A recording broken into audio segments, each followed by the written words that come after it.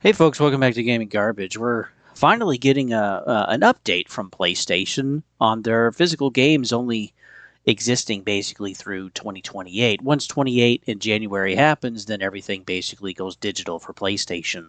And that is not like rumor, speculation, or a leak. That is an actual announcement from PlayStation. So let's dig into this. And yeah, they had a response. So PlayStation has stated that publishers can get existing physical media printed after January of 2028.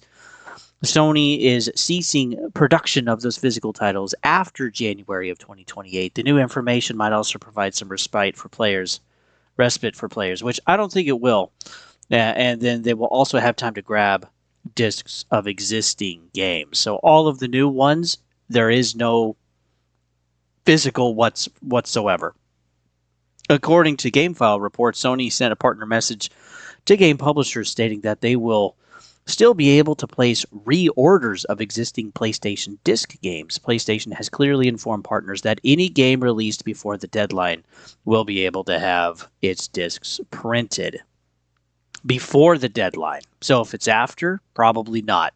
PlayStation did say that one thing will change is that the ordering process of the discs, which that will be announced later. Sony stated that publishers will have the opportunity to release new games at retail using digital codes. So they're actually bringing that back, and I think that's really because of the lawsuits. Also, they're looking at potential rate hikes, but we'll get to the lawsuits in just a second.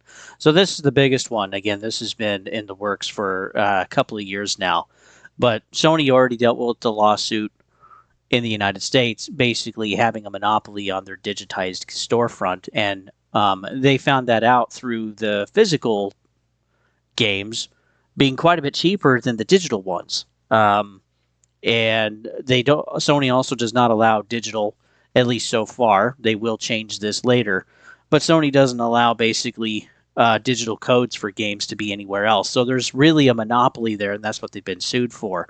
And this isn't just the UK. This is also Netherlands, Portugal, and I think also Singapore. And there's other countries that could jump on this too, like South Korea or Japan or somewhere else. So it's really up to the countries because this is all about past practice. But yeah, they could actually have a lawsuit, a class action with just the UK at $2 billion,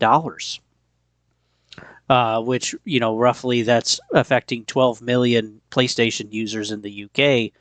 And it's really disgusting. But yeah, the lawsuit was filed, actually August of 2022. But yeah, they're basically saying that they're accusing Sony of running a closed ecosystem that turns digital PlayStation users into a captive class. The allegation is that Sony prohibits rival download platforms and requires game developers to sign contracts preventing distribution of digital content outside of the PlayStation Store without Sony's consent. By eliminating competition, the claim argues that Sony can set retail prices for digital content at whatever margin it chooses, which it has. You basically look, even now, they're pretty much still $60, even though the games are actually pretty old, which is kind of ridiculous. So we'll see how this goes. Again, there's other countries as well, but I also wanted to get into this with how they're looking at, future prices. So top Sony executives discussed the potential risk in PlayStation Plus prices. Again, they've already raised the prices multiple times all over the world, and yeah, they're looking at doing it again. We also got to see that in Japan. Nintendo recently raised prices for Nintendo Switch Online, and then while Xbox has lowered prices for Game Pass, they did also announce, though, more hardware price increases, and I'm sure PlayStation is going to do those too. Most of us probably think that. But I did want to read this. Executives were asked how people should think about the pace and scale of future price increases for this subscription platform. This is rich. PlayStation offers strong value to players, and we continually balance that value against customer cost. We are using multiple levers to improve the profitability for them, including pricing, tier mix, and content acquisition efficiency, which means they need to make sure, of course, that it's profitable. Higher tiers now account for 40% of subscribers, which reflects strong demand for the service. Well, until their whole physical game thing. And so now people are actually canceling their subscription. Some people are posting pictures of that. I don't know how real it is, but probably some realistically are. PlayStation Plus remains the key driver of profitability. And so, yeah, of course, they want to sustain that. and we achieved record high PlayStation Plus profitability in fiscal year 2025. So even though they have really good profitability, they're still raising the prices, which I think is disgusting. And they will continue to do that. So it's not off the table. Plus the type of content that they're going to add for how long and whatever. But yeah, they're going to maintain profitability, and they're going to keep squeezing the consumer base. I did want to touch too on Xbox disc to digital feature that allow you to digitize your physical collection. But again, this is only for Xbox One and Series X titles, which kind of sucks because yeah, that means original Xbox and 360 isn't going to be able to do that. So I'm going to keep my Series X just for that reason, so I can still play those games. But yeah, first this was rumors out at Windows Central, and then The Verge came out later with actual details. That's what we're going over today. So disc to digital future will only support Xbox One and Series X games and not original Xbox or 360. We'll basically receive a digital entitlement that's locked to the disc itself.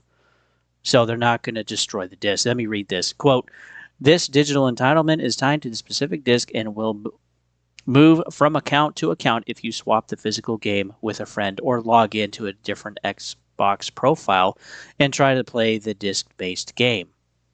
Now, of course, that's currently today, but this also makes me think that there will be an option, of course more expensive, where the Xbox Helix will have a disk drive. And we'll have to see if that comes true. The cheaper option won't, right? Just like what we see with Series X and S. If the digital versions of those games support Xbox Play Anywhere or cloud streaming, you'll be able to access those features as well. Xbox One discs, Microsoft has apparently been telling testers of the disc-to-digital program that it all depends on how and when the disc was manufactured. So yeah, there could be some potential issues with Xbox One game discs, but this could also just be a quirk of testing right now. But some other quotes, discs will work after they're digitized, so we're not destroying the physical disc, which is wonderful, and you'll only lose the digital entitlement if you loan the disc to a friend or sell the disc to someone else. Microsoft is currently testing this new feature internally, and I expect we'll all hear more about it in the coming months. So that is an actual solution. Again, it's not perfect or great. Digital will eventually be the complete future anyway, okay, just like Steam. But there's kind of some caveats trying to make it actually better on the Xbox side, which I appreciate. But yeah, PlayStation is just flat out, if partners want to, they can order more discs before the date. And I wanted to share this too, is that the place where Sony actually gets a lot of their discs made is over in Australia. And that particular factory is already shifting and changing and retraining their workers. So no, I don't think PlayStation is going back on this. I think this is going to be permanent, because if the place that you're having is already making changes in 2026, then yeah, by 2028, everything's going to be completely shifted. And that sucks. And I got to say too, with Xbox, we've already had some games that never had a physical release, or they've been very limited, or of course all of the data isn't on the disc. That's been an issue. And then you have the key cards with Nintendo. So the problem that consoles have is that, well, if you lose the incentives on console, guess where people are going to go? And this is a poll that I had. They're going to go to PC. Now, again, this is only 21 votes, and I said, with where we're going, what's your primary platform type, retro, current hardware, and comment, vote on this too if you'd like. I'd like to get as many votes as I can. But 71% basically saying PC, 19% saying Helix, 10% saying Switch 2, and nobody is saying PlayStation 6, which surprises me, honestly. That nobody, because I know I have people that watch this channel that are that own PlayStation 5. And they're probably going to keep those, but they're not liking what PlayStation is doing or what they're shifting. And we could be seeing the same issue with what Switch is running into, the Switch 2. So many changes that are anti-consumer. Well, and PlayStation is kind of working on doing the same thing. And so, yeah, if people pull back and quit, maybe they'll have to slow down production. Maybe they're not going to get as many sales as people think they will. And this is kind of a big deal. And we all know, we're not kidding ourselves, right? That physical, as it is today, is not a perfect solution. But to completely lose all rights and control and ownership is kind of a mess. Previous vid, I talked about how PlayStation, already in 2024 with Funimation, people lost those entire libraries. Thank you, Sony. And then the other thing, too, is that Sony just ended or did not renew their agreement with Studio Canal for distribution rights. And so people have lost their libraries through Studio Canal that they've purchased and paid for. And again, this is what's disgusting for me, really, is that at least with Steam and PC or good old games, I can actually own or I can actually make copies from the game files themselves and actually back up my own stuff. It's not an issue on PC like it is on Switch, PlayStation, or Xbox. That I can freely do that, and there's even guides on how to do that on Steam. So, and then with GOG, they're making a continued expanded list of games that are DRM free. And yeah, that's why Steam, even though everything is still digital, if I can make a physical copy, I can still actually do that.